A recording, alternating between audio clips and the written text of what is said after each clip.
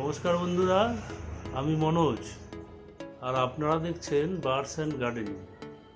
বন্ধুরা, আজ আর বেশি কথা না বাড়িয়ে দেখাবো আপনাদের যে আমার 2 মাসের কিছু গাছ আছে, 1.5 মাসের পরিচর্যা করে কতটা ভালো রেজাল্ট পেয়েছি। গাছগুলো একদম খুব শীঘ্রই ফুল দেবে, আর লঙ্কা গাছের তো অলরেডি ফল আসছেই। আর অ্যাডেনিয়াম গাছটা আপনাদের একটা ভিডিওয়ে আমি শেয়ার করেছিলাম আপনাদের সাথে, সেটা হলো গাছটাকে ঝুলিয়ে রেখে তারপরে যে প্রসেসিংগুলো, সেই গাছটা দেখুন 1 মাস ওই দিন 10 হয়েছে, তাতে কতটা গ্রোথ পেয়েছে সেটাও দেখাবো। চলুন বন্ধুরা দেখে নিই তাহলে।